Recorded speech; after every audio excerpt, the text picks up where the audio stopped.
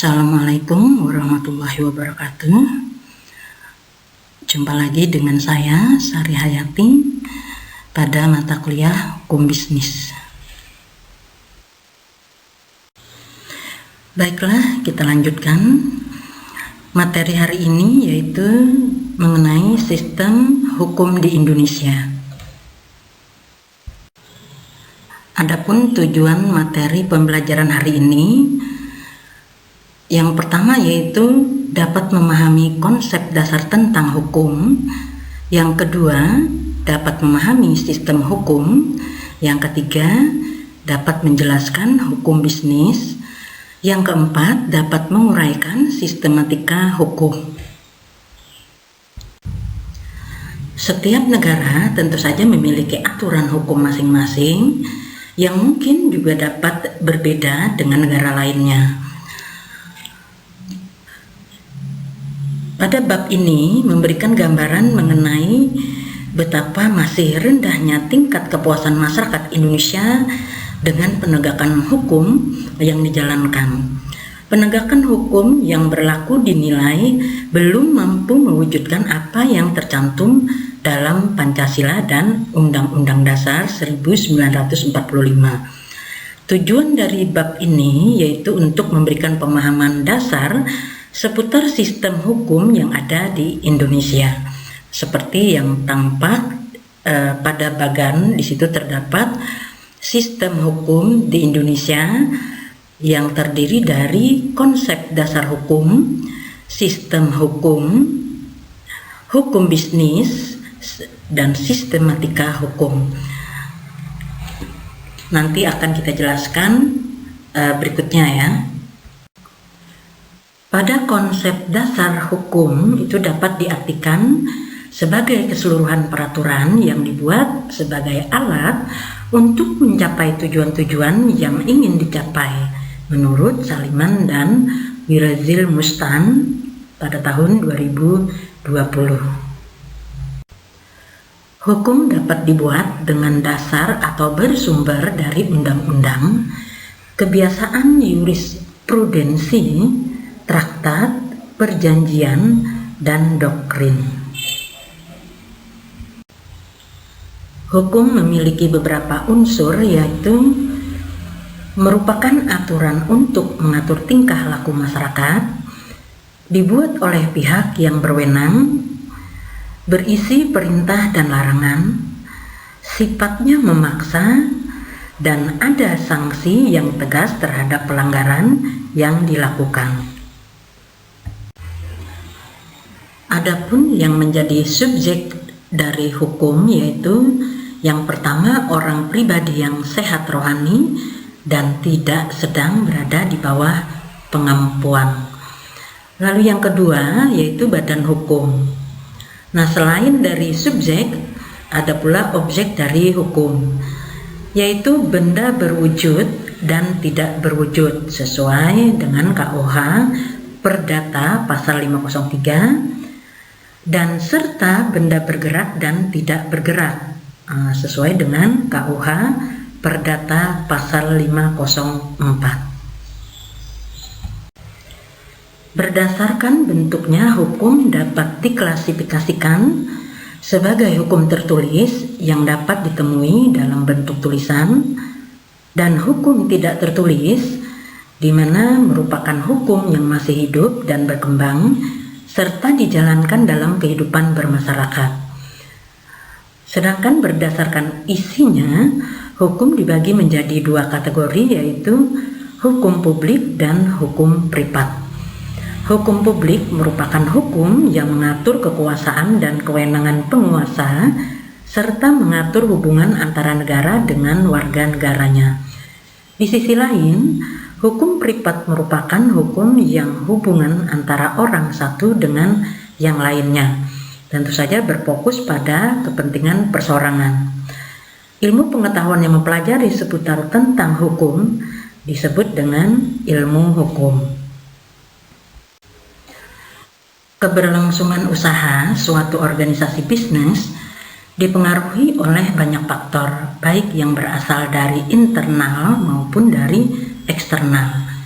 Faktor internal yang dimaksud yaitu dapat berupa kemampuan manajerial dari pengurus organisasi bisnis dalam menjalankan aktivitas organisasi bisnis, efektivitas kegiatan produksi, hubungan antar departemen di dalam organisasi, dan lain sebagainya. Di sisi lain, keberlangsungan organisasi bisnis juga dipengaruhi oleh kondisi eksternal perusahaan, seperti kondisi politik dan hukum, ekonomi, sosial, budaya, teknologi, dan lain sebagainya. Sehingga hukum sebagai salah satu faktor eksternal dapat mempengaruhi organisasi, bahkan mulai dari pendirian organisasi yang sudah ada aturan dan prosedur yang harus dipatuhi dan dijalankan. Sistem hukum merupakan sistem keseluruhan yang terdiri dari macam-macam bagian. Menurut Saliman dan Wirazilmustan tahun 2020, sistem adalah suatu kesatuan bagian-bagian yang saling berinteraksi, yang memiliki fungsi masing-masing dan merupakan kesatuan yang utuh, serta adanya sesuatu yang membatasi lingkungan internal dengan eksternal. Setelah mengetahui makna dari sistem, maka kita dapat mengartikan sistem hukum sebagai suatu tatanan yang teratur dari berbagai unsur menjadi suatu keharusan yang saling menguatkan untuk mencapai sebuah tujuan. Sistem hukum mencakup substansi, struktur, dan budaya hukum. Substansi hukum merupakan aturan atau norma yang merupakan pola perilaku manusia dalam masyarakat yang berada dalam sistem hukum. Di Indonesia dikenal adanya hukum material dan hukum formil. Struktur hukum adalah institusionalisasi dari entitas-entitas hukum, sedangkan budaya hukum merupakan sikap dan tata nilai yang berhubungan dengan tingkah laku bersama yang berkaitan dengan hukum dan lembaga-lembaganya. Pada konteks Indonesia, seperti yang dinyatakan oleh Badan Pembinaan Hukum Nasional atau lebih sering dikenal dengan BPHN, sistem hukum memiliki beberapa unsur seperti materi hukum, aparatur hukum, sarana dan prasarana hukum, budaya hukum, dan pendidikan hukum. Pada materi hukum di dalamnya biasanya mencakup perencanaan, pembentukan, penelitian, dan pengembangan hukum. Pada aparatur hukum, yaitu pihak-pihak yang memiliki tugas dan fungsi untuk melakukan penyuluhan, penerapan, penegakan, dan pelayanan hukum. Kemudian pada sarana dan prasarana hukum berkaitan dengan segala sesuatu yang bersifat fisik. Kemudian pada budaya hukum, yaitu budaya yang dianut oleh seluruh pejabat dan warga negara dari suatu negara. Kemudian pendidikan hukum, dengan adanya ilmu-ilmu hukum yang tingkatannya lebih tinggi maka akan memperkaya pendidikan hukum. Hukum bisnis dapat diartikan sebagai keseluruhan peraturan-peraturan hukum yang mengatur hak dan kewajiban yang timbul dari perjanjian maupun perikatan yang terjadi di dalam praktek bisnis seperti yang dikatakan oleh Saliman dan Wirazilmustan pada tahun 2020. Oleh karena itu, hukum bisnis dapat dijadikan sebagai sumber informasi rujukan bagi para pelaku bisnis dalam menjalankan bisnisnya, juga untuk menyelesaikan sengketa yang dialami. Adanya hukum bisnis ini bertujuan agar dapat menciptakan lingkungan bisnis yang sehat, wajar, dan dinamis, serta mampu mengurangi potensi risiko yang menyebabkan kerugian di kemudian hari. Hukum dan bisnis ibarat dua hal yang tidak terpisahkan. Hal ini dikarenakan pada setiap bisnis pasti akan melakukan perjanjian bisnis.